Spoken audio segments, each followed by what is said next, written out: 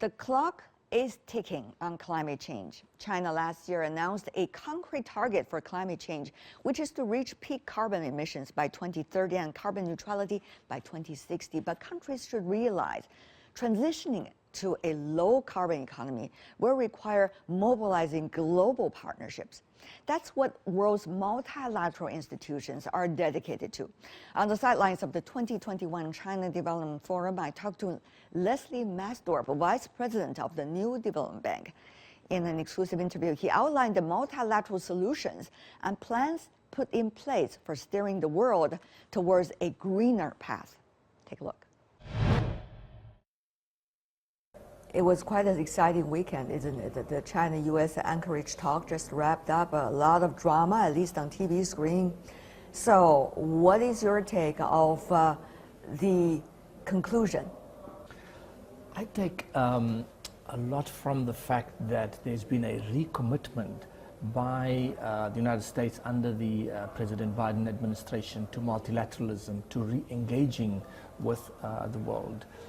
If you look at the recommitment to the Paris climate targets, if you look at the commitment towards carbon neutrality by 2060, something which China announced, there's a coincidence of interest in terms of the big picture global items. As we heard this morning from Henry Kissinger and from all of these luminaries who were involved in opening up dialogue in the early 70s, you have to look at the world through longer-term lenses, right? So short-term schisms, one should really look at that as sort of dramatic moments, if you like. But the long-term trajectory is one of partnership, one of international collaboration, of looking for multilateral solutions to the problems facing the world today. I think one should sort of drill beneath the sort of headlines and look at what's underlying and there's a lot of forces of collaboration that is happening. So despite what you refer to as Alaska, there's huge collaboration on climate change and on sustainability between the United States and China, as there is between China and the European Union and the rest of the G20. You know, the New Development Bank is an entity involving all the emerging economies, and they each have equal share and equal responsibility. But now, with the prevention and control of the pandemic and the economic recovery situations in various economies so different from one another, is there still a common destiny? Shall we describe it as that? I would say that the idea of BRICS have been cemented now, right? The emerging markets, we are in one boat and we sing we swim or sink together. So let's look at the New Development Bank. We have played a very critical role in enabling our economies to go through, to manage the health crisis, and now on the path to economic recovery. We put in place last year, March, a $10 billion economic recovery package under COVID response emergency loans. We provided $2 billion loans to each of the 5 BRICS countries. We are now in the final stages of completing a final loan of $1 billion to China to help with the economic recovery process. I guess what I'm saying is that the plight of these countries, of the emerging markets, we cannot solve our economic problems alone. It's all interconnected. The fiscal challenges that Brazil, that South Africa is facing today will not be resolved by those 2 countries alone. It will be resolved in this within this global context. Climate change particularly now, many of the emerging economies are impacted by climate change, but now what is the way forward? What is going to be the financial approach, the financial way of encouraging measures against climate change? The New Development Bank, together with all the other multilateral development banks, have put sustainability and climate finance at the center of our activities. I believe that 2021 is going to be a decisive year of change. As you know, we have the Glasgow COP26 in the UK happening later this year. And I think it is very likely that COP26 outcome is going to shift the financial sector globally into on a sustainable path. I mentioned earlier on the harmonization of standards that is happening. Between the central banks, they're also looking at how can we green the financial systems. The regulators are also discussing what regulatory measures they can put in place to ensure that there's a combination of both market initiatives and regulation, if you like, carrot and stick, in order to green the financial system. So the financial sector have a very critical role to play to make this carbon neutrality objective of 2050 and 2060 realizable. Because what it effectively means, this 2050 target, is that there's a commitment to only emit as much carbon as what you're removing from the atmosphere.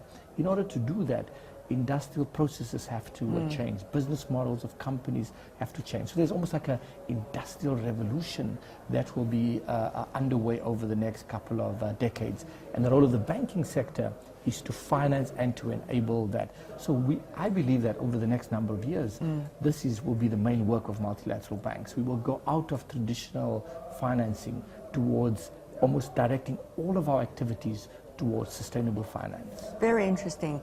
About the streamlining of the standards, right, and different systems, how hard is it? Tell me more about it.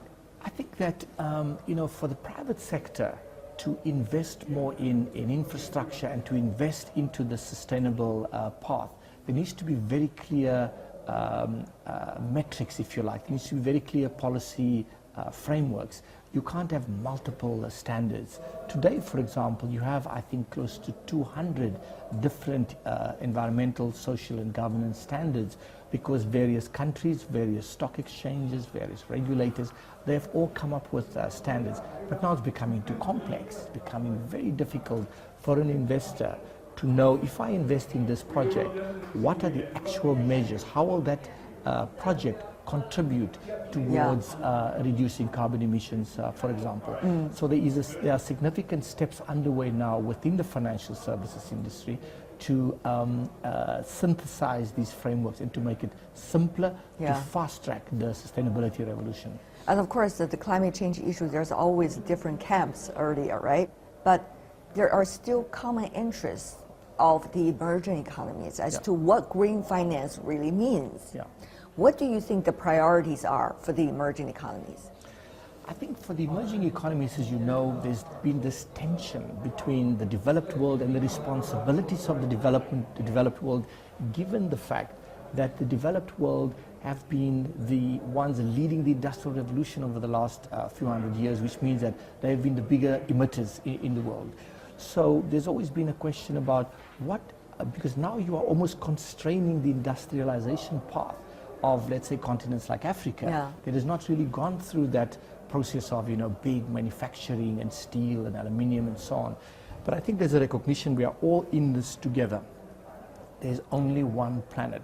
So the idea that now it is the chance now of developing countries to kind of go through that brown industrialization path, it is not possible. So I think emerging markets in the main, and all of our countries, the BRICS countries, have committed themselves to the Paris climate targets. And I believe at COP26 later this year, there'll be new, fresh commitments that countries will make.